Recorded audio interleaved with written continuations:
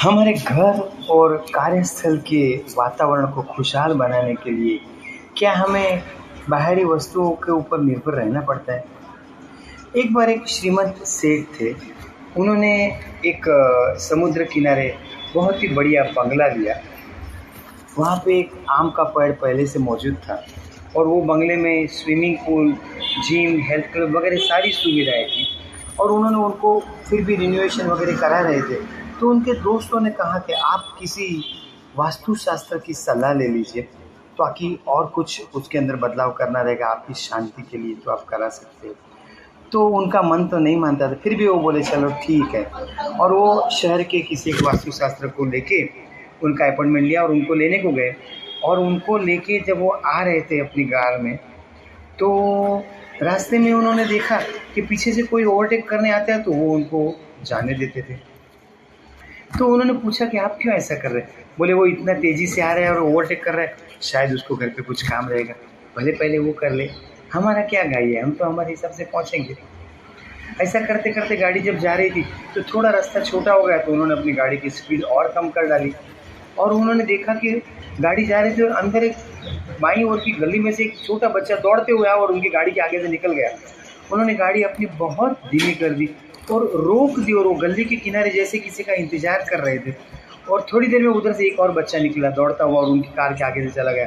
तो उन्होंने पूछा वास्तुशास्त्र ये क्या? तो बोले बच्चा कभी भी अकेला दौड़ता नहीं है, कुछ ना कुछ कारण रहते, वो लोग खेलते रहते, पीछे और कोई आ रहा रहेगा। तो मुझे पता था, तो उसको गाड़ी का टकराव नहीं होना चाहिए, इसके लिए हमने गाड़ी रोक दी। तो बोले आप कितने संवेदनशील है, कितना सोचते हैं। जब वो अपने बंगले के उधर पहुँचे तो वहाँ से 7-8 पक्षी उड़ते हुए दिखाई दिए उनको। तो उन्होंने वास्तुशास्त्र को बोला कि अगर आपको कोई ऐतराज़ नहीं और देर न होती हो तो हम यहीं पे थोड़ी देर रुक जाएं। बोले क्यों?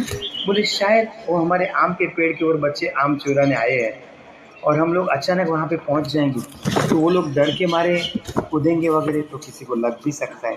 तो थोड़ी देर हम लोग रुक जाते और फिर हम आगे जाते।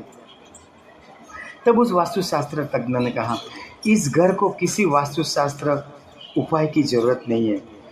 तो इन्होंने कहा क्यों? बोले जहाँ आप जैसे संवेदनशील वो चारों ओर के लोगों की भलाई सोचने वाले व्यक्ति उपस्थित हो, वह स्थान और संपत्ति वास्तुशास्त्रों के नियमों के अनुसार बहुत ही पवित्र और फलदायी हो जाती है। जब हमारा मन व मस्तिष्क दूसरों की खुशी और शांति को प्राथमिकता देने लगे, तो हमसे दूसरों को ही नहीं, स्वयं हमें भी मानसिक लाभ, शांति, प्रसन्नता मिलती है। जब कोई व्यक्ति स्वयं से पहले दूसरों का भला सोचने लगे तो अनजाने में ही उसे संभव प्राप्त हो जाता है, जिसके कारण दूसरों का भला हो, वो उसे ज्ञानबोध मिल जाता है।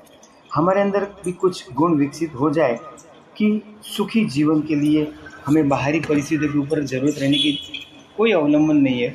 हम अपने आप के अंदर ही ऐसे गुण विकास करें गुणों का, ताकि हमको अंदर से ही सुख, शांति और संतोष मिलने लगे। खुश रहे, तंदुरुस्त रहे, बी हैप्पी।